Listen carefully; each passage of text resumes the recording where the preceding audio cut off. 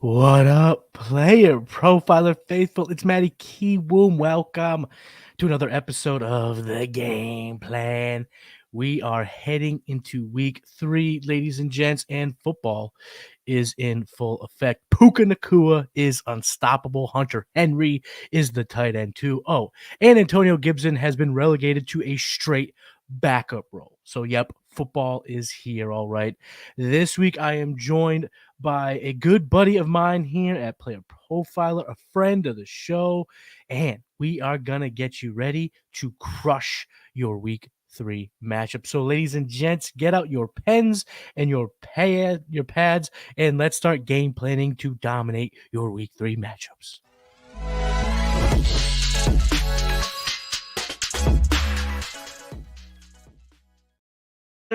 I am joined by one of my favorite guys in the entire fantasy universe. He is the co-host of the Dynasty Roundtable, the YouTube manager, and head editor here at Player Pro. Gang, give it up for my friend, my brother, and my fellow nerd, Seth Diewold. What's going on, Seth? Hey, what's up, Matty? It's always a pleasure to be on the Game Plan. I saw the first thing I saw when I hopped in the stream was your DJ Moore jersey, and I immediately was like, I gotta throw on the Justin Fields. You know, it's not the best time. It's not the best time to be a Bears fan. I mean, but to be fair, Bears fans have mostly seen pain and misery for the last several years. So That's the truth. It's not really anything new, although this week was a whole new level of like, what's real, what's not real, what's going on. Is he calling out the coach? Is he not? Now they're hugging on the practice field. So I guess it's all fine. I don't know, but hopefully they can draw up some plays where he can utilize his legs a little bit better, but we will see. Obviously Kansas City this week, and I'm fully prepared to talk 55 minutes about Chicago Bears, Kansas City Chiefs. So, I mean, if we can go. Listen, we're going to get into that because, I mean, listen, the jerseys are out. Yeah. But the people want to know. Listen, I know you're a Bears fan, and it always comes out as a joke on Dynasty Roundtable. Make sure you guys are checking out Dynasty Roundtable every other Wednesday. Matt Babich and Seth talk Dynasty, and it's awesome. I've been on the show. It's a blast. But also, people are interested in these two players specifically. Yeah. Justin Fields and DJ Moore. For better or worse, people need to know a little bit about them. And we're going to get into at least one of them here in a minute. But first, I want to say what's up to everyone in the chat. Rich Rackus, new member. Let's go, Rich. Get ready to dominate week 3. Jonathan Lang's in the chat, producer of the show. What's going on, JL? FF Blankenship, let's effing go. Of course, we're ready to go. We got the man, Seth Diewold, in the house. And Jose Pena's also hanging out. He's ready to crush in week 3. And I'm ready to dive into today's subject. So I was just telling Seth this right before I hit record. And it wasn't to mess with his head. I only realized after I said it, I probably should have started our conversations with this. But Seth is the very first guest on the Game Plan in which there was an NFL game the following day. I've never had someone on the show to break down the slate with me before I went solo all year during the regular season last year. It was only until the offseason where I had guests. So I'd let them know that. So this is going to be a fun show, a good breakdown of week 3. But I probably should have waited till that. Or I should have told you this earlier. No, I mean, I kind of did just drop it on you. Yeah, it's cool, man. I'm honored that you would that I would be this guest, that I'd be serving this role, and we'll see. Hopefully, we can live up to the hype here that Matty's bestowing upon me. This illustrious position that I've been awarded here for whatever reason. I don't know why, but yeah, we're here to help people in week 3 and get you some winning players if you're dealing with Saquon, Nick Chubb. Like, what do you do, right? What do you do at running back? And, if you have Anthony Richardson, this is what we're here for. So we're gonna deliver to the people some winning players this week. And if you're new, checking out the game plan, first of all, welcome. Pleasure to have you. But the game plan is the day before, battle. This is your chance to get in, but maybe get shed some light on the players that you could pick up off your waiver wires, cheap DFS type players, guys that you can get in, like Seth said, for your Anthony Richardsons, for your Nick Chubbs. And if you're in the chat, feel free to leave a lineup question.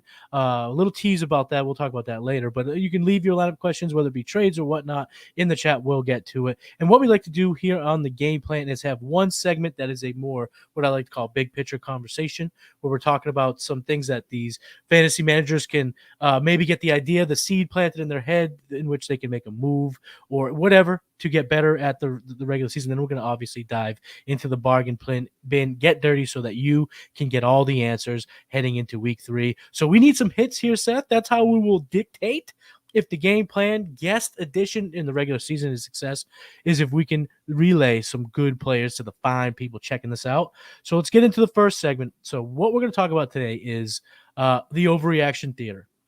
If you haven't heard that term before, the overreaction theater is the whirlwind of blahs that you hear in the fantasy community after just 2 weeks. Sometimes they're right in their blaring. Sometimes they're absolutely wrong. But these are the things that we want to check on to see if there's value to be had. So we are going to talk about a couple players that we are taking advantage of because there is a market overreaction currently. And you tagged it right off the top of the show, and I was on my list, so we might as well start with Justin Fields. Is the market overreacting? I mean, I'm starting to see him become available via trade in Superflex leagues, Superflex Dynasty leagues. So, I mean, just 2-3 weeks ago, there was no way on God's green football earth that you were going to be able to acquire Justin Fields other than selling the entire mortgage of your Dynasty assets. But here we are, week 3, people are starting to soften on him. Should people stay the course? And should people buy Justin Fields if they can get him at a discount? Well, I said on the Dynasty Roundtable that he is now, whether you like him or not, he's the most volatile asset in Dynasty, especially Superflex. If you like him, like I do, I think Justin Fields has a lot of talent. I think whatever's going on with the Chicago Bears, I mean, it's the Chicago Bears, people. We have issues with quarterbacks, okay? Like I've been seeing the QB school. I've been seeing Kurt Warner's thing that he put out there that makes it like the freeze frame of the wide open receiver. It's a little bit more complicated than people might think. Like the wide receivers not running the right routes, not like what Justin sees on that play isn't necessarily what like you're looking at from the freeze frame, because there's another receiver right behind him and there's a cornerback that's kind of out of the frame that looks like he could be jumping the route. So anyway, but I won't dive too deep into the film, but it is 2 games, right? It's 2 games. My advice is I'm holding Justin Fields. There's no way I'm trading him right now after 2 games, right? Especially considering this Bears team and especially their defense does not look very good. So this means Justin Fields is going to be in these negative game script situations. He's going to be running around. He's going to be scoring you a lot of fantasy points. But where does like real life NFL meet fantasy is like, because the Bears are going to have a decision to make long term, right? They have 2 picks. They have Carolina's pick. They have their own pick. They don't look like a very good football team. So us as dynasty managers, maybe not so much redraft, we have to really consider like, okay, what are the Bears going to do? How are they going to evaluate Justin Fields? And he is in his 3rd year. So they're going to have a decision to make of what do they extend him? Do they pick up his 5th year option? these are the things we should be thinking about. But for the hit here and now, there's absolutely no way you can trade Justin Fields because you're getting 50 cents, 75 cents on the dollar. I would be feeling out like there's an article that dropped today, Trade God's article, published at 12 noon, right as we kicked off here. Matty Kiwoom, Jason Alwine, and one of Jason Alwine's buys is Justin Fields, just to give that away. And there's a lot of good reasons that he brings up in the article for why Justin Fields is a buy. And frankly, I agree with him. If you can get him on the discount, I think it's a risk worth taking because we've seen the upside of Justin Fields, and that's quarterback 1, 40 points in back-to-back weeks last year. I mean, that's the kind of upside we're dealing with here, and I'm always willing to take a shot on talent and upside. I'm looking to buy Justin Fields, and I think in redraft it's going to come even easier. People are going to be getting real frustrated. They're going to get more and more frustrated with Fields. But there's two reasons why I'm buying in redraft, and also I'm buying in Dynasty because there's so many twists and turns and ups and downs that we will have between now and the Bears' next draft selection that we'll have off-ramps, we'll have on-ramps with Fields. I'm not worried about that quite yet. In Dynasty, if I can acquire a player like Fields during season, I'm doing so because I was so high on his ability just 3 weeks ago. And I know it's been bad, but there are two things that are making me think that I need to stay the course. One was his start to 2022. 2022 is the year in which he ascended. The Player Profiler Twitter account had a nice tweet about this in specifics in terms of rushing. Shout out Jason Allwine, holding it down. But let me run through the amount of fantasy points that Justin Fields scored the first 5 weeks of the 2022 season. 6.7, 4.5. Oh, this is actually this is the wrong thing. I was looking at the wrong season. I was like, I didn't think it was this bad. But either way, week 2, week 3 last year, under 10 fantasy points. He had 14.6 in that torrential downpour in San Francisco. And then it was still just 10.2 in week 4. It wasn't until week 5 that he got that 17-point quarterback performance, QB 13 that week, and then it was off to the races. So he has started slow. And the other reason why Justin Fields is a buy for me, and this has nothing to do with his rushing ability, has to do with the team around him. Okay, this is how hierarchies work when you have checks and balances. When the base level or the lower levels, middle management, whatever you want to call it, it becomes a shit show. What happens is the executives get involved, the higher ups get involved, and whatever's going on. And I'm not going to speculate on one of the things that I've read about the defensive coordinator and the house rating and the FBI, all that crazy stuff that's going on. I'm not commenting on that. What I am commenting on is the offense isn't happy. Justin Fields is saying things in the media after week 2 that's showing his frustrations on top of all this craziness that's going on legally with this coaching staff. There's a chance that the ownership steps in early and goes, Matt Eberflus, I'm sorry, you're gone. You're gone. And then it becomes one of two things, backyard football, or they try to salvage the rest of the year with whoever's the interim coach. And I think both of those will be good for fantasy because what Justin Fields has showed us is that when you let him run around, make plays, he makes plays. He's got DJ Moore. DJ Moore, sometimes I don't know how to react when the fantasy community is down on a guy who just had 18 fantasy points. It's like you could bitch and complain about week 1. He did not help your fantasy team. But then when he goes above projection, scores you 18 fantasy points, he goes 6 for a hundo. And people are still like, DJ Moore sucks. It's like, what does he have to do? What does that guy have to do? So I think that what we're going to see is exactly what you mentioned, Seth, is the marriage of fantasy and real life football. And I think it's going to be good for us now. It might suck for Justin Fields rosters in May, in June next year. But right now, through December, I'm okay with Justin Fields. I think he's going to absolutely get his chances to play. So I'm all in on Justin Fields. Also in Dynasty, we have to consider, like, you have teams like Minnesota who looks like they're going to move off of Kirk Cousins, who had interest in trading up for Justin Fields in the draft. You're going to have other teams out there that are quarterback needy. And there's 32 of these jobs, right, in the NFL. You can't tell me that Justin Fields isn't at least going to get a crack at another job, even if it's not with Chicago. So I do think that there's some long-term value, even if we hit our worst case scenario option, which is Justin Fields plays this bad, like continues to play at a level where he's not going to be the starting quarterback of the Bears next year. Like some team is going to take a chance on him, and that I mean, if that's Minnesota, I mean, who looks hell bent on moving on from Kirk Cousins, I mean, that would be a pretty good situation. So there's outs, even if we hit our worst case scenario, which I think is also we have to consider in our evaluation too.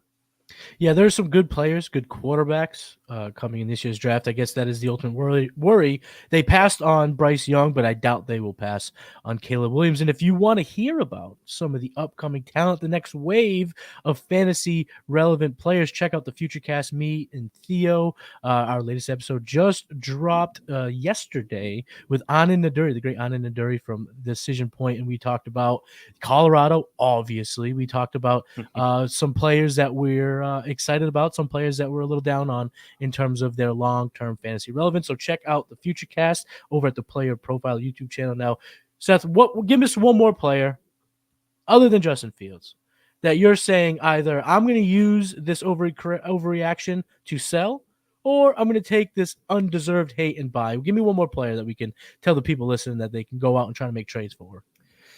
Well, can I give you a sell? Of course, absolutely.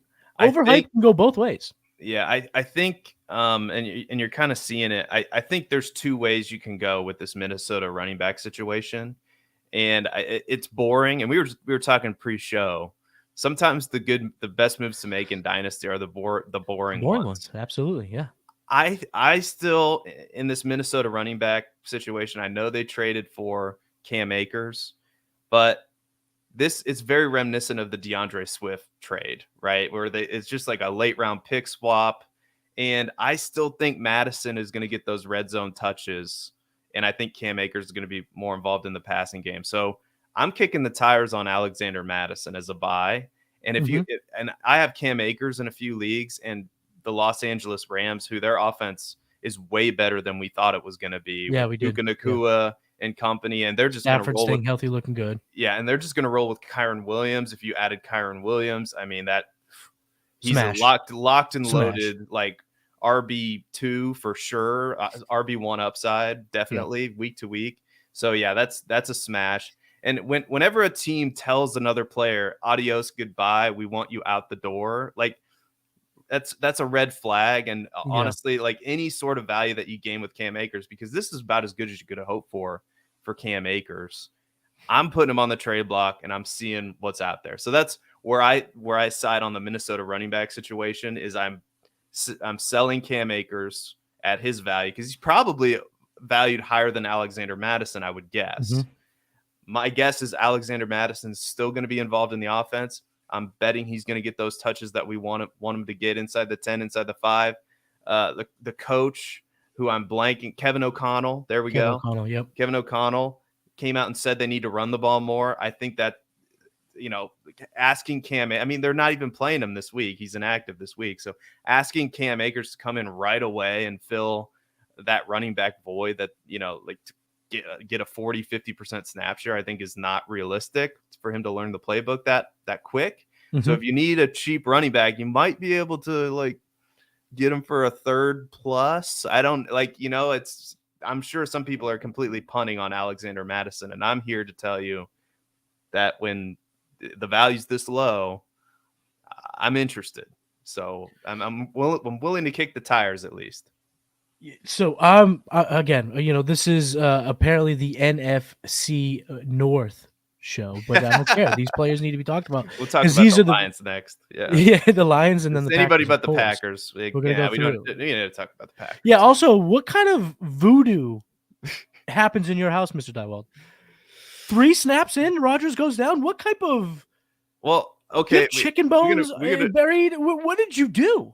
I don't. Hey, now, do you think I don't wish injury upon anybody. I don't wish injury upon anybody. I'm actually mad that Aaron Rodgers decided to be so selfish and get himself injured, because now there's no way that I can prove that I would have been right about Garrett Wilson being over, because everybody now is like, oh, Garrett, I think Garrett Wilson's a buy because he has to deal with Zach Wilson. It's like, no, Garrett Wilson's really good. I just didn't think he was wide receiver 3 in Dynasty good. I thought CeeDee Lamb, Amon-Ra St. Brown, those types of players, he should have been closer to Chris Olave. Chris Olave is looking really good too. So no slight to Garrett Wilson. I just thought, maybe we're getting a little ahead of our skis, and I don't know if Aaron Rodgers is going to be the quarterback that we think he can be to elevate Garrett Wilson to the level that we think he can be elevated to. And then 4 plays in, of course, it's all over. And then we already have Aaron Rodgers. Like, he went right into douchebag mode, saying, "Oh, the night is always darkest before the dawn." It's like typical Aaron Rodgers. Poet, but anyway, man, he's a poet. A poet, he's a philosophizer. Just completely ruining The Dark Knight for me, one of my favorite movies. But anyway, no. we couldn't get a show in without Seth bad mouthing Aaron Rodgers. No, that's but facts. Yeah. So I mean, it must suck to be a Jets fan, because that defense looked really good. They actually look like he'll be good. Yeah, they'll be. I think they're gonna make a move for a quarterback, especially if Zach Wilson is bad over these next few weeks. But anyway. Like, no. So I'm actually mad that Aaron Rodgers got injured, because I don't wish injury upon anybody. Okay. Yep, I want him to be healthy, happy, go date another supermodel or actress or whatever he does. Go back in the darkness for another day and a half, or as long as he can take it.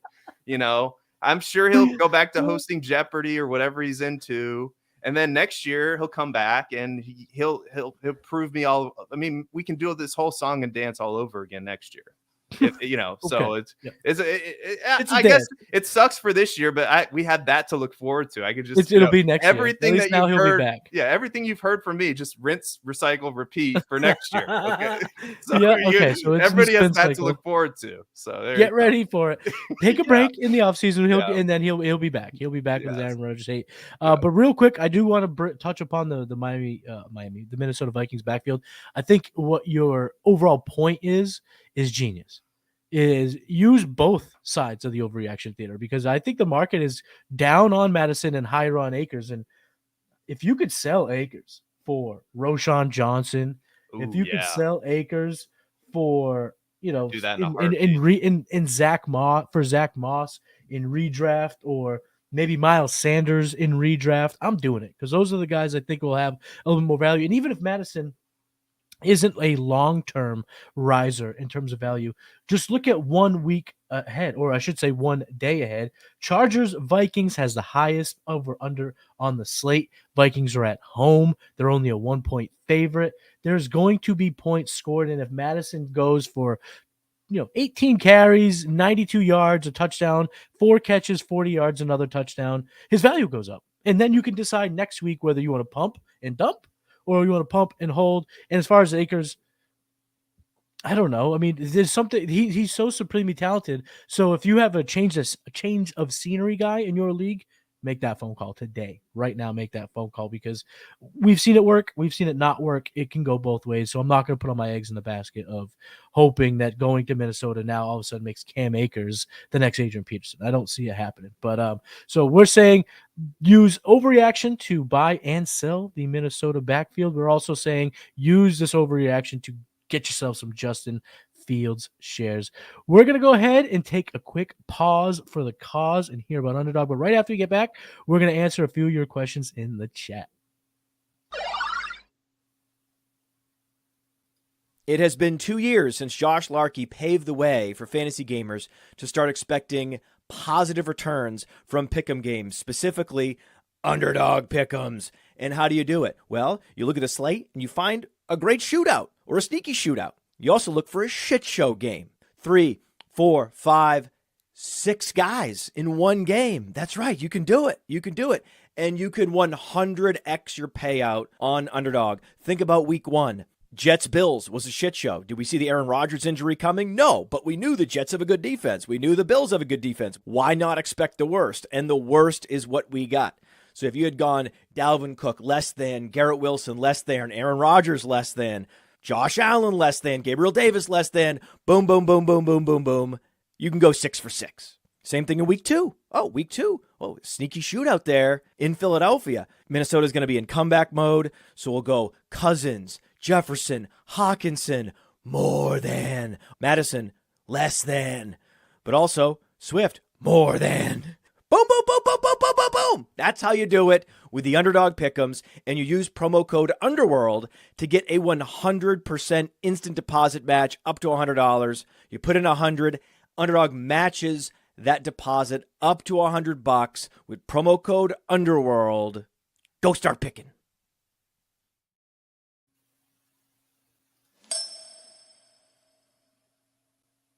Matty Kiwoom here with Seth Diewold. We're breaking down the Week 3 slate to get you prepared, to help you plan to dominate Week 3. We're about to dive into the Bargain Bin, America's favorite fantasy segment in the entire world. But before we do, let's answer some questions here, Seth. Chad Skaggs, I got Big Country in the chat. Drop Antonio Gibson for A-Chain and redraft. Oh, this question hurts me. This question, because the answer's probably yes. No, it's not yes. It's not yes. No, it's not yes. What about Devon A-Chain gives you more confidence than Gibson? I think there's a lot. I guess the question is that there's a lot more upside with A-Chain. We know kind of what Gibson's usage is going to be, and I'm always Gibson's upside's what Brian Robinson's doing. It's Brian Robinson goes down, then Brian Robinson's running back 2 on the year. Trust me, I'm the biggest Antonio Gibson stan. Maybe I just need to keep the faith here because keep the faith. Week 3, brother. Don't lose it. All right, Chad. Don't lose the faith. What has A-Chain shown, either in his usage or his actual efficiency, that gets you more excited than Antonio Gibson? Stay the path, because Gibson's upside is Brian Robinson. Brian Robinson is 20 points a game right now. So yeah, you also have Eric Bieniemy, baby. You also have Jeff Wilson coming back in a couple weeks too, and Mostert's ahead of him. And the Jonathan Taylor talks will resume momentarily. They will. Okay. Bobby Dazzler's in the chat. What's up to you, Bobby? Kendre Miller or P. Ryan, full point PPR? Let's go with just Week 3. Okay. Man, this is tough because I don't know what Kendre Miller's usage is going to be. I mean, they could just roll out Dusty Tony Jones for most of the – so I've probably P. Ryan for me, as much as it sounds pukey, I think, because I want to see Kendre Miller. I want to see, like, this is his week. I doubt they really ramp up his usage a ton this week, just because he's coming back from multiple injuries, multiple lower body injuries. And as much as we're excited about this rookie, gosh, P. Ryan too, though I'm not the biggest fan of P. Ryan, but if you're going to make me choose, I'll go P. Ryan. I love if this isn't a necessarily 100% start, this is more of a roster decision. I'm going Kendre. I think the upside's there. But if you need a play this week, even if it's flex, give me some Ajay P. Ryan. The Broncos Dolphins as one of the highest over-unders on the slate. I'm going to talk about a player here when we jump into the bargain bin. A 48 over-under. Broncos are diggity dogs. 6.5 points on the road in Miami. This smells to me like a game in which P. Ryan could catch 5 passes, and that already puts you at the positive side of the projection for this week. And I think that puts you in a good situation to win. Only going to answer one more lineup question, because sneak peek, Seth and we decided to go for a little double date action this weekend. We're going to hang out today talking on the game plan. Tomorrow, starter stream, Seth and I will be answering your lineup questions live here at the Player Profile YouTube channel. So we're going to only do one more lineup question, so you're going to have to come back tomorrow to get more Seth and Matty Kiwoom action. But the Blanket Chip's asking PPR, pick one in PPR, Gibson, Reynolds, or A-Chain. Gosh, I think we answered this already. I mean, as pukey as it is, I think I still think it's Gibson. It's probably either Gibson or Craig Reynolds for me, because for some reason, Detroit is slowly, and I mean slowly, ramping up Jahmyr Gibbs. Although Jahmyr Gibbs did, I think, get 8 targets this past week, but Craig Reynolds is kind of going to assume that David Montgomery role where he's going to get a lot of these carries in between the 20s and inside the 10. So Craig Reynolds is sneaky there, but man, in a PPR league, I think, gosh, like Gibson, sometimes with players, like I'll admit, like my heart is broken. Like I don't know what to do with Antonio Gibson. Like it's like you found the weak link in my armor, and it's Antonio Gibson, because I'm like, God, I've recommended him so many times to so many people.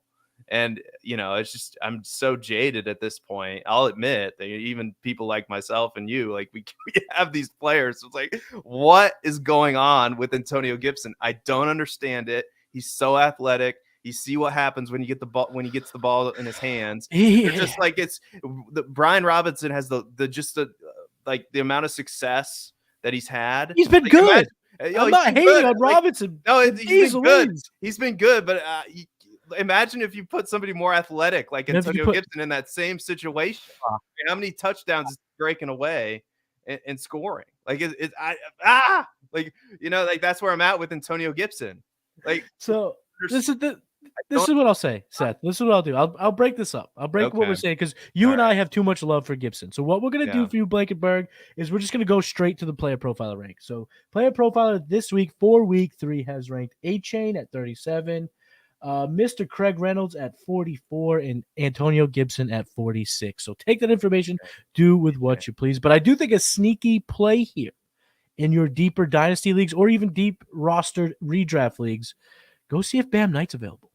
Bam Knight all of a sudden has a few flashes here with Montgomery out. Maybe you could turn it into a third in Dynasty. Maybe you could turn it into a better defense if you're playing in a casual league. There's things you could do to gain some value. Last question we're going to ask here. It's all about Devon A-Chain this weekend, Mr. Seth Diewold. Slayton in the chat, someone dropped A-Chain this week. How much fab should I put on him? He has until tomorrow morning to make the decision. What type of fab would you put on Devon A-Chain right now? It depends on how deep your league is. How many roster spots are we dealing with here? Like if it's a shallow bench, it's probably a little bit less because you're probably going to have to drop somebody pretty enticing to pick them up. I'd probably go as high as maybe 10 to 15%. Because you touched on it earlier, right? Mm-hmm. We do still have Raheem Mostert. Jeff Wilson's coming back from IR in a couple weeks. They were talking to Jonathan Taylor about a trade. I know they drafted him really high. I know he's explosive, but they're probably going to use him. I mean, think of how the Lions are using Jahmyr Gibbs right now. Mm-hmm. That I think is probably how Devon A-Chain is going to be used with the Dolphins, if I had to guess, right? Sparingly in pass catching situations. Yeah, I mean, 7 catches. Well, yeah. If he gets, but like, I don't know if he's going to get that many targets, but I'm just saying, so I would probably go 10 to 15%. Honestly, like I'm not the biggest Devon A-Chain fan. Like, I'm ashamed of myself that I wavered on Antonio Gibson. That's why I've got my guy Matty Kiwoom. Like I'm Antonio Gibson. Hold strong. Anyway, so like. That's kind of where I'm at with A-Chain. I think there's just so many other options in that backfield that I know we're excited about these rookies, but I don't know if his usage is going to merit him being a week in, week out starter, we'll see. I mean, there's definitely a world where he comes in and just has one electric play after like, there's that world. He is extremely fast, extremely athletic. He's going to have big plays. There's no doubt about it. He's going to have big splash plays. The way I'm going to answer this, Slayton, I think, and I'm pretty much on pace with what Seth's saying here. I'm not going to really go against what he's saying because I agree with a lot of it. But in terms of percentages, you're at 10, 15%. I think I'm 8 to 10%. We'll go 8 to 12%. And the range being if you're in a league where for a fact multiple people will be putting bids in today, I could go 12. I could go 15 if you are a fan of A-Chain. If this is going to be where you're probably not going to be outbid, there's only going to be you and maybe one other person, I'd go 8%. I don't need to have him. I actually dropped him in a redraft league, and I know everyone's like, oh, but if I showed you who's available, you'd be like, oh, okay, yeah, you could probably get him back next week. If not him, then Kendre or blah, blah, blah. So there are leagues in which I'm not worried too much, and if that's the league you're in, and you'll know, Slayton, you'll know your league better than us, I'm going 8%. Harry Snowman says, hit that like button, people. The man is not lying. Jonathan Durston, Gibson is great if they would just use him. Yeah. We couldn't agree more with you, sir. Join the Antonio Gibson Gloom and Doom Club. yeah. The Doom and Gloom Club. But here, let's pivot a little bit. Let's get ourselves dirty, get the hands dirty, jump into the bargain bin. These are players that you can add in your leagues, throw them on your roster, and they can help you win in week 3. Or they're even guys maybe you want to throw into a DFS lineup, cash in a little bit. That is what we got for you today. We got quarterback, running back, receiver, and tight end. Let's start at the quarterback position. I want to bring up a guy here, Seth, a rookie quarterback, C.J. Stroud. The Houston Texans are at the Jacksonville Jaguars. CJ Stroud is only rostered in 10.4% on ESPN leagues, 29% on Sleeper. You can get him at 5,300 on DK, 6,600 on FanDuel, so he's cheap all over. And the reason why I want to add him if I'm in a pinch, and matter of fact, as an Anthony Richardson rosterer, I have had to pivot off of Richardson this week, and I've decided to go with CJ Stroud. If you were smart like me, and benched Daniel Jones because of that horrible matchup on Thursday and looking for a quarterback, CJ Stroud is your guy. In week 2, he threw for 384 passing yards, 2 touchdowns, 0 INTs. He only had 1 turnover-worthy play last week. He's ultra careful, and he's really, really showcasing that accuracy that we all fell in love with at OSU. He was QB 13 on the week and did have a touchdown pass to Tank Dell taken away via penalty. So if that is a third touchdown, you're talking about a top 10 quarterback on the week. And when we look at this specific matchup in the division versus the Jaguars, it's a 44.5 over-under.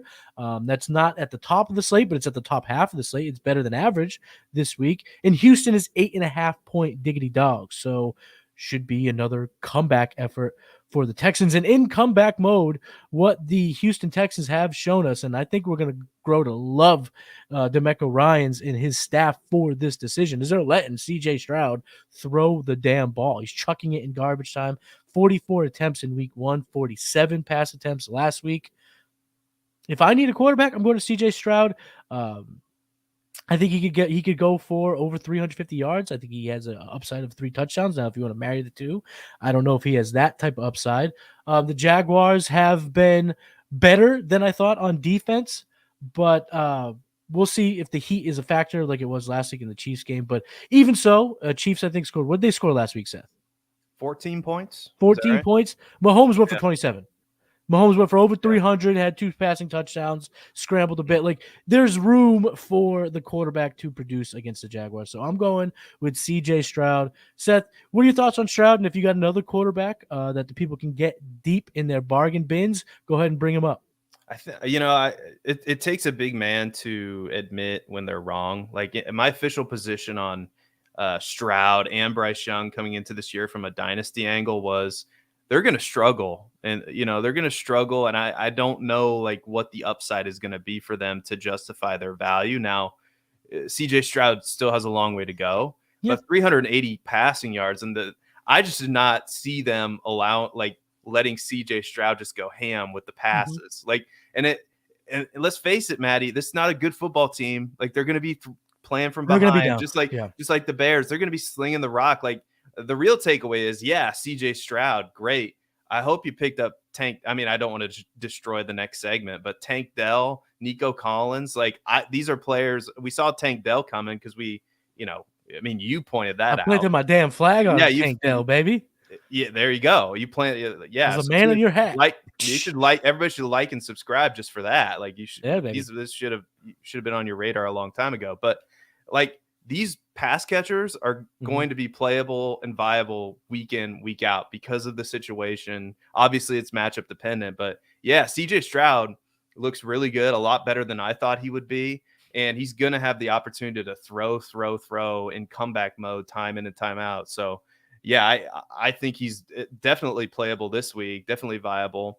Another quarterback, there's a perfect article for this segment that we do. It's Theo Greminger's Fantasy Sleepers. Yes. Shout out OG. Which is great. Like, he puts in a bunch of players that are rostered. He cheated this week, though. He threw in a couple players that were rostered in more than 75 or more than 25% of Yahoo leagues is kind of his benchmark. But Sam Howell's another quarterback that I did not see coming this year. I mean, Sam Howell, quarterback 12 on the year. I mean, if you went in this direction where you punted quarterback and you just took other positions in your draft to this point, I mean, think about it. Like, Joe Burrow, Josh Lamar Allen had a bad week 1. Josh Allen had a bad week 1 too. Yep. So you probably feeling pretty good. And Sam Howell is another one of these players that is rostered in just 21% of Yahoo leagues. Like I said, he's got some rushing upside to his game. He's thrown 4 touchdown passes over 500 yards for the Commanders.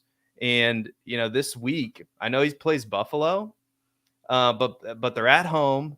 Mm-hmm. And this is kind of a big game for them to really like. This is a big game for Sam Howell.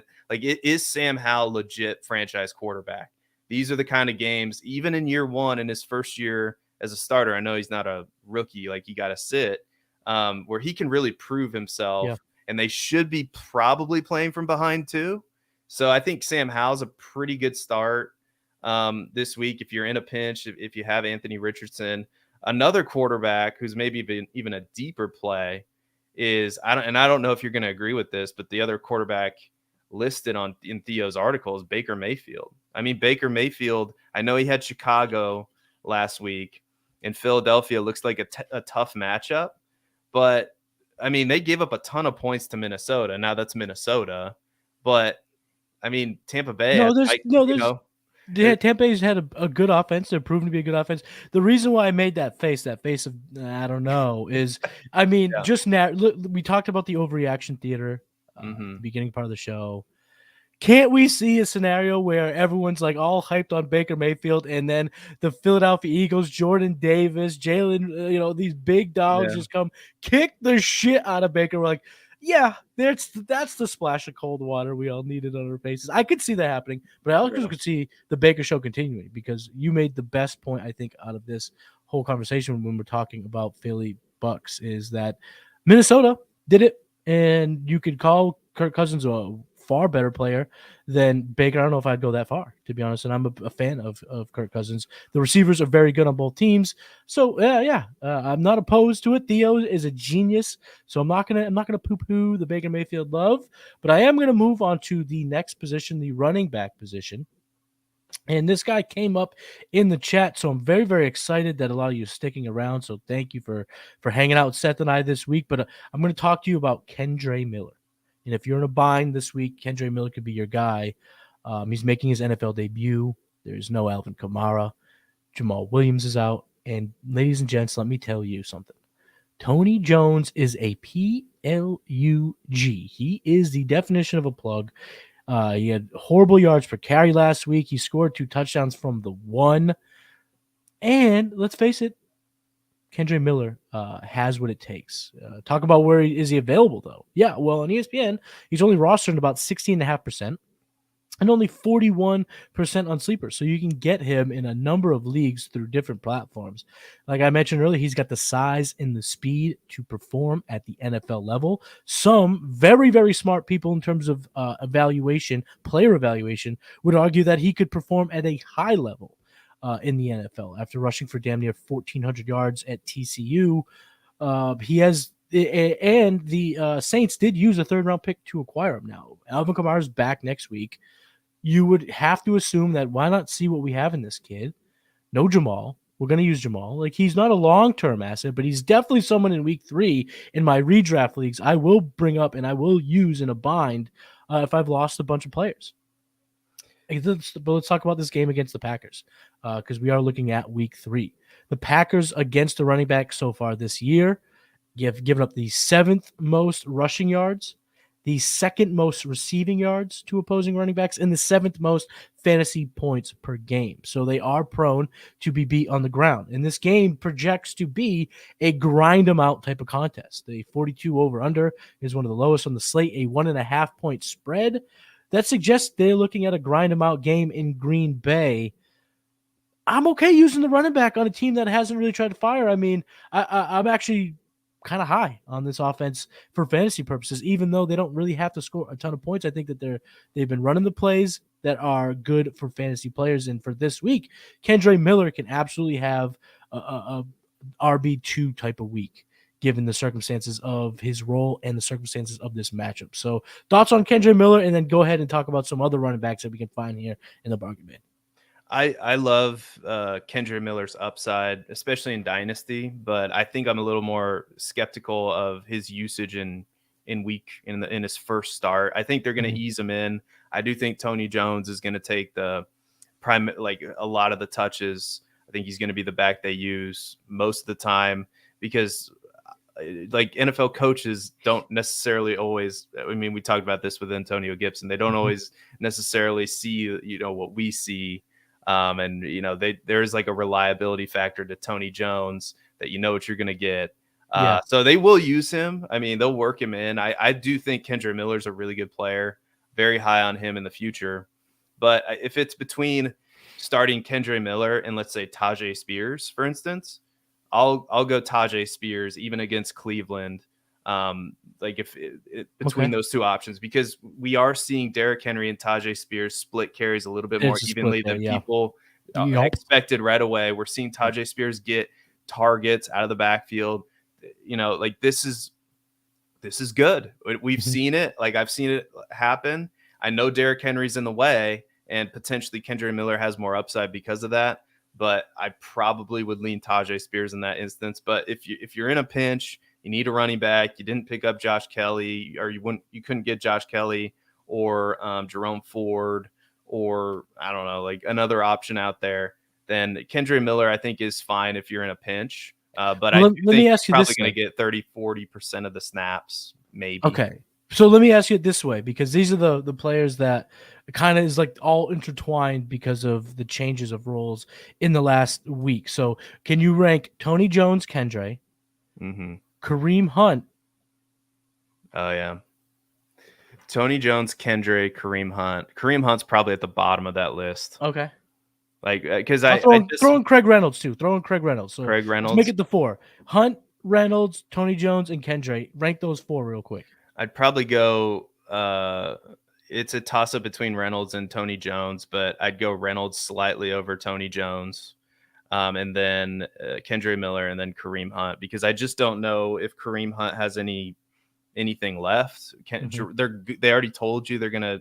Jerome Ford's their guy. They also have Pierre Strong, who you should also be adding in Dynasty if he's available, and in like probably not in redraft yet, but he's definitely a player that you should have your eye on. If you have deep rosters, Pierre Strong, look at his metrics. I mean, it's impressive, and he's now the number 2 running back. I think Kareem Hunt is gonna play a role, but I think he's gonna be like it's gonna be more of a committee with Jerome Ford leading the way, and I think Pierre Strong's probably a better player at this point, so that's why Kareem Hunt's number 4 on the list. Fair enough. Yeah. What other running backs do you think people could find in the bargain bin this week? It's going to be interesting. Like we've talked about a lot of them already. Like, everybody's talking about Devon Achane, Craig Reynolds. We mentioned, everybody has Roschon Johnson, but I do want to talk about Josh Kelly. I think Josh Kelly could have a big week this week. I know he disappointed last week, but he was playing like one of the better run defenses in Tennessee last week. So I think Josh Kelly, I think you could fire him up. I play him with confidence. I'm starting him in one of my leagues where I lost Saquon, right? And I lost Saquon and I punted RB2 in that league. So I'm literally starting Jerome Ford, who has a bad matchup against that Tennessee defense that we talked about, and Josh Kelly, both in this, like as my RB1 and RB2. Baby. So we'll see what happens. But it was that auction league where I just punted RB2 and I had Jerick McKinnon. But anyway, so I think Josh Kelly is a good play this week too. Even if you picked him up, go right back to him, even though he disappointed you last week. I think he's got a good matchup and could fall in the end zone a couple times, and a highest total on the slate in that. But I'm trying to think, what other running backs am I missing here? Like that could people like Pierre Strong. We talked like Pierre Strong's a sneaky ad in Dynasty probably. Any other running backs that you have on your mind?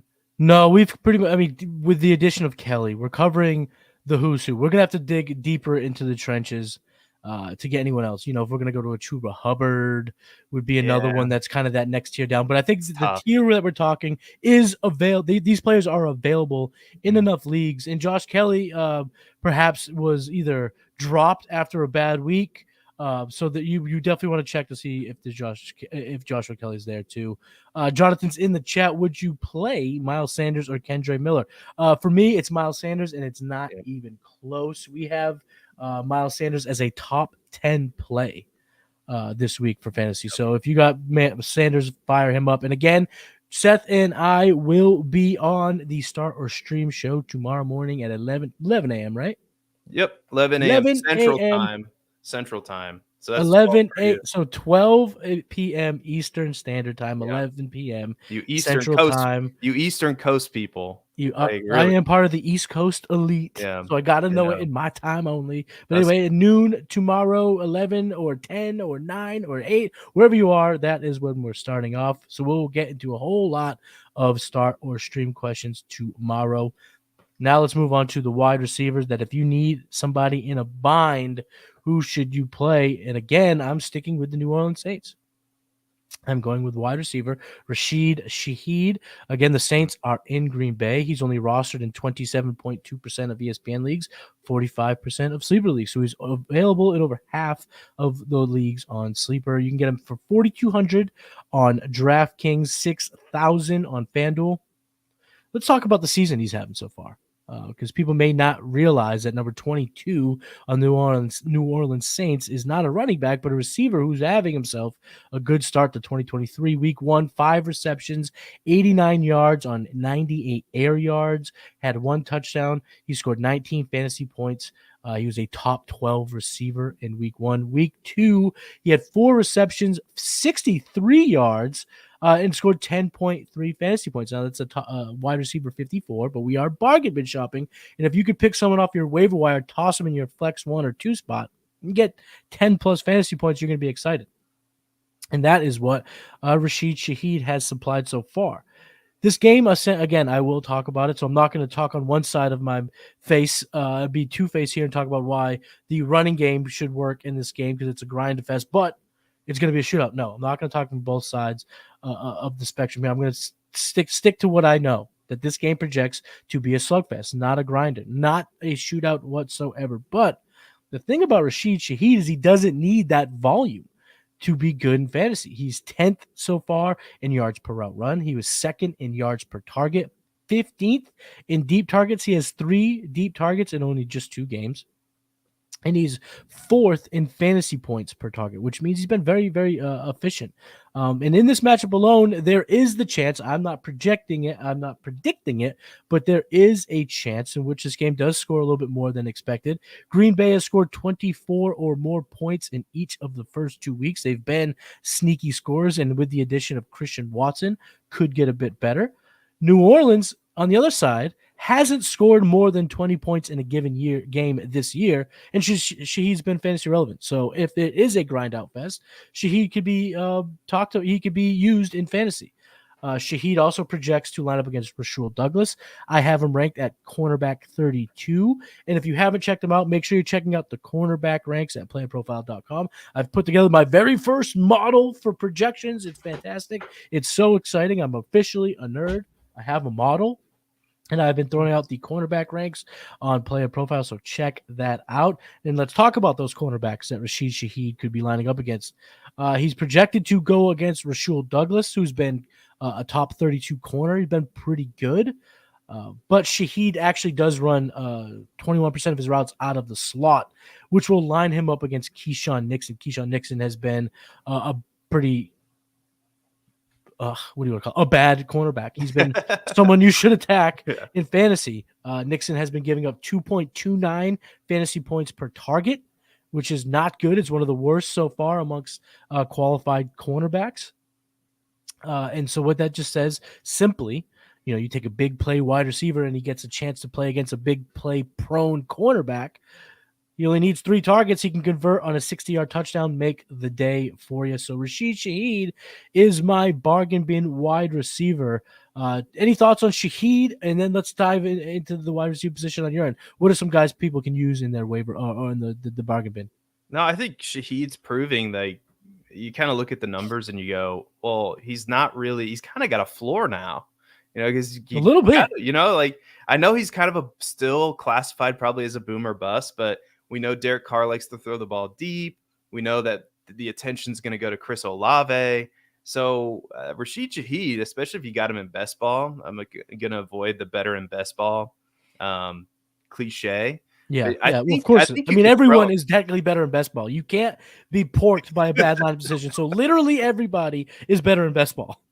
Yeah, that's a good point. Yeah, because it's like, I don't have to make this tough decision of who to start. Anyway, a decision. Yeah. So Rashid Shaheed, I think he's definitely flex worthy this week, even against what did they play? Green Bay. I'm spacing here. Yeah, in Green Bay this week. Yeah. All right. Yeah. Even though that's a tougher matchup because I know they have Jair Alexander, but he's not going to face Jair Alexander. And Jair's not been that great this year. I will say this. He's still high in my ranks because I do factor in like profile, like their career, everything gets factored in the rankings. But the model does not like Jair this year. They have him outside of the top 10 in terms of his coverage. So he's beatable right now. So far this year too. Okay, that's good to know. Yeah, you got to follow those cornerback rankings because Matty puts his blood, sweat, and tears into those. And some days it is tears because, I mean, multiple tiers, like it can happen, especially when the guys that I like. Not these tiers, but like both tiers. Okay. Great pun. Hey, multiple meanings. There you go. So I know it might be a little bit too early, but I'm already getting excited about Marvin Mims, and I made a bet on the Dynasty Roundtable that Marvin Mims, and I'm kicking myself now because I almost went as far to say that Jaden Reed would outscore his counterpart on the Green Bay Packers, Christian Watson, and I know we get a 2-week head start with that, but I kind of wish I would have gone that route instead of the Marvin Mims route. But both of those players are very interesting to me because I don't think Green Bay is gonna. I mean, this injury, this lower body injury to Christian Watson seems like it's lingering. I don't see them really throwing him out there right away, like 70+% snap share, So I think Jaden Reed's going to continue to have a role on this offense. And Marvin Mims, I know he's only got 4 targets on the year, but Marvin Mims, the reason I'm excited about him is that he serves a role on this Denver offense that they don't have. He's kind of their deep, I know it could be classified as running wind sprints type of guy, like clearing out defenders for Cortland Sutton or Jerry Jeudy, but he's kind of and I know it's a short sample size, but he's kind of serving as their deep play target, right? And we know what Russell Wilson does really well. Russell Wilson throws the deep ball pretty well. So, I mean, and Russell Wilson, I know it hasn't shown up in the win-loss column, but Russell Wilson's putting up fantasy points this year. He's playing a little bit better than he was last year. So I'm excited about Marvin Mims. I think if you have deep rosters in Dynasty, like it's somebody that we haven't really, the public hasn't caught up to Marvin Mims yet. I don't know if he's a start this week against Miami because he is still the third option in that wide receiver core, but I would start Jaden Reed for sure. And I would keep my eye on Marvin Mims. If you have an extra spot, add him because I think he's going to play a big role in this offense. And if we get to the trade deadline, Cortland Sutton or Jerry Jeudy could be on the move. So we'll see. So I've gone on record, and I still believe it, I'd rather play Tank Dell or Jaden Reed over Marvin Mims, and that's because of role and floor. We saw, Tank Dell had 7 catches. We saw Jaden Reed get 8 targets last week. So I'd rather go with that. But if you're in more of a desperate situation, Mims is a bit more available. Yeah. And if you need somebody, I'm going to go with that. Yeah, the 16 snaps makes me nervous, but he caught 2 passes for over 100 yards and a touchdown. In this game specifically, the Broncos and the Dolphins are a 48-point over-under, so projected to be a shootout. Denver projects to be from behind, which is why I'm actually going to roll right into my tight end of this week. So, yeah, Marvin Mims, go ahead and use him. In the chat, Slayton's asking Tank Dell or Jaden Reed. I'm going Tank Dell. Hey, Tank Dell has a tough matchup this week, but I like his quarterback more. I like the projectability of a potential shootout more with Houston, so give me Tank Dell. And I'm playing Tank Dell in a league, so I'm going Tank Dizzy. Here's my tight end now. So we talked about the Dolphins and the Broncos matchup. Mm-hmm. Durham Smythe, right? No, I'm not going with Durham Smythe. I'm going with Adam Troutman at tight end this week. If I'm desperate, if I need a tight end this week, he's universally unrostered on ESPN, only 0.5% rostered, only 4% rostered on Sleeper. So he is out there for the pickings. DFS Stone Min on both sides, 4,300 on FanDuel, 3,000 on DraftKings.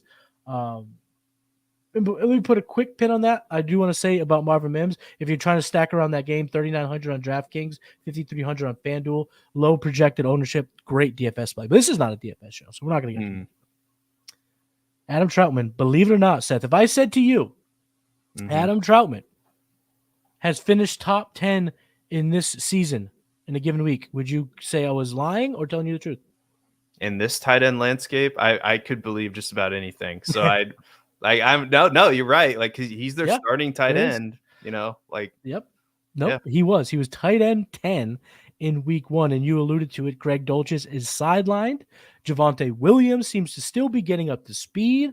So I don't know if they're going to look to run the ball, slow it down, if they're going to have much success, especially with the way this defense is playing. We saw them pretty much stymie the Patriots run game last week.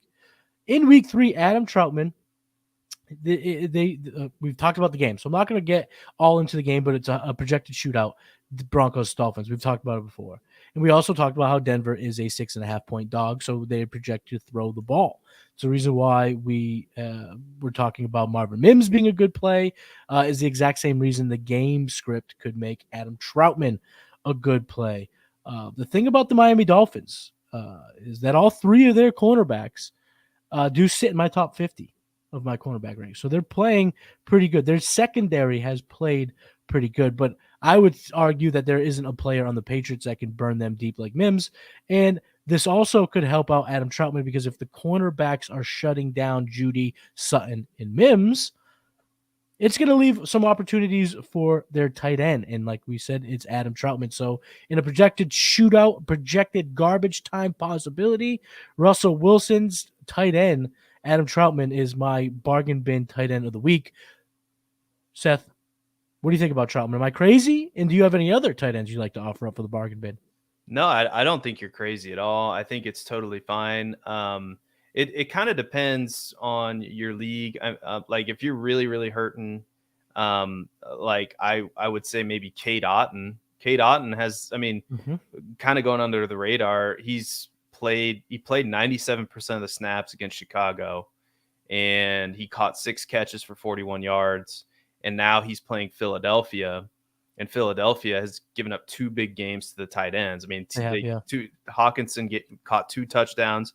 So if you're really hurting for tight end, I think Cade Otton is playable. Luke Musgrave for the Packers as well is another good one. I think in week 1, he led all of tight ends in air yards. Granted, I think that was only 82 air yards, but he's 53 of them came on that one broken play. Yeah. So I think he's usable. If you're really, if you're really trying to find a tight end, like I don't know, like it's tough to kind of try to determine like what tight ends are available. Like Zach Ertz is actually getting a ton of targets in Arizona, and they're going to be in comeback mode. Mm-hmm. So these are all, I think, playable. All 3 of those and Adam Troutman are playable tight ends this week if you're in a pinch. The tight end, I will say though, tight end is this is the weirdest year for tight ends that I can remember. It's kind of, but it is kind of predictive though. It's kind of like if you have Kelsey, if you have Andrews, Hawkinson, Kittle showed up on Thursday night in a big way. You're playing those guys. If you don't have one of those guys, it's like matchup. Like figure out which matchup is good and then play that. Yeah. What is it? DGAF. Don't give a F. You know what I'm saying? You can definitely play that at tight end. But Cade Otton, Adam Troutman, 2 good bargain bin players. Real quick, remember, Seth and I are doing starter stream tomorrow. So just real quick, 1-word answer. What about Taysom Hill starting Hill or not? Yes or no? I mean, I probably not. I mean, it's a wild card, like it really is, because I think they still use him in the red zone. They probably still have those plays if they haven't used him in those formations where he's the quarterback and just keeps it like. So he is a funky, crazy, wacky sort of player. Like, but I would prefer the tight ends that we mentioned over him because I think they're going to get more opportunity. So like if you're really throwing a Hail Mary to the stars and moon, then like I wouldn't recommend it. But yeah, if you want to have some fun, go ahead and stick Taysom Hill in your lineup. but I prefer Musgrave, Otten, and Troutman over him. And those players are probably available in your league, I would guess. Yeah, especially Troutman. Like we said, he's universally unrostered. So I would rather start the guys we talked about for sure. But if you're happen to be in the Scott Fish Bowl, if you're out there listening and you're playing the Scott Fish Bowl, Taysom Hill is a play because there's these weird tight end premium stats that you can get points for rushing for a first down, points for throwing for a first down. So those are the weird things where Taysom Hill becomes crazy valuable. But other than that, nope. Let's go with Troutman. Let's go with Cade Otten. Man, what a great show. That is a blast. Thank you, Seth, for joining. So pleasure. Before we go, what I like to do is obviously give you a chance to just go ahead and promote all that is Seth Diewold, all the greatness that is Seth ED. All right. Well, you can follow me on Twitter. You can get all my crazy Bears rants and conspiracy theories on why maybe the Bears have never had no, I don't have any conspiracy theories. Yes, you do. Unless it comes to I have one about you. I have one about you. Yeah, wow. You have some sort of voodoo spell circle behind your desk that got Aaron Rodgers down for the count after only 3 plays. Oh, well, I can neither confirm. Alleged. That's an alleged. That's an claim, alleged. That's allegedly. Alleged. That's alleged, yeah. Yeah, no, but you can follow me on Twitter at Seth_DIEWOLD. You can find me on YouTube at the same place. I have my own YouTube channel where I give you dynasty plays. We're going to start ramping up the 2024 prospects. I know Matty's already doing that on the Future Cast. And I say it every time. You guys really need to, first of all, click the subscribe button to this video. If you subscribe to the Player Profiler channel, and also go check out the articles. Like I said at the top of the show, Matty and Jason, some of the best dynasty players you'll run into, publish an article. They're going to do, I think it's going to be either weekly. Is it weekly or bi-weekly? It's bi-weekly, so that we bi-weekly. can give you your taste of trade gods every single week. All right. Yeah, that's right. So bi-weekly, I'm the editor. I should know these things. But the bi-weekly article that gives you dynasty buys and sells, trade tips from, some of the best dynasty players that I know. So Theo's also pumping out articles. Matt Babbage is writing a weekly article. Matty, DT Foldiore, Ed DeLauder. I could go on and on and on down the list. Jonathan Lang, great staff, the producer for this show. I mean, shout out. So Ahan Rungta, Underdog Pick'em's article. Whatever you want to get better at, it's free in the article section. DFS, like whatever your flavor is in fantasy, we've got it covered for you, and it's absolutely free. So go check that out. And those are some of my plugs. I'm so lucky and so blessed to work with so many talented people. They make my life a lot easier. So I'm very lucky. I mean, guy. Player Profile is the shit. It's the spot that you need to be if you want to get better at fantasy and win your leagues, no doubt about it. But you can find me on the old Bird app, or the former Bird app, I'd say at this point, at Matty Kiwoom. My articles that I do, the cornerback rankings, are all at playerprofiler.com. If you want to check out even more, the show, The Hurdle, 3 days a week over at the the Executives of Fantasy Football YouTube channel. You can also go to my Patreon, patreon.com/executives with me and Cody Carpentier. Check that out. The game plan each and every Saturday. Love it. And my favorite thing to do every week is talk about breaking down the week. And now it's going to be with all my friends. I can't wait because, like you said, we work with the best people. I mean, some of the best minds in fantasy. So you got to have them on to talk and help the planners win their week. So shout out Player Profile and all that good stuff. That's where you can find it. Make sure you smash the like button and subscribe to the Player Profile YouTube channel. We got tons of content coming out, all different shows. I mean, so many new shows this season, all with great analysts, like truly Player Profilers, where you need to be to win in your fantasy league. So I'm Matty Kiwoom, and I was joined by the great Seth Diewold. Keep game planning, my friends, and I will talk to you next Saturday. Peace. Hey, I want to take a moment to thank you for tuning in. It's important to me that all of our media be free. This is only possible because of you allowing a true independent sports media enterprise to thrive unlike any other in the business. So please subscribe to the All In Package to continue to make all of this possible, to ensure that all of our stats, information, data, content is available to you, especially you, the people that get the site and get the show.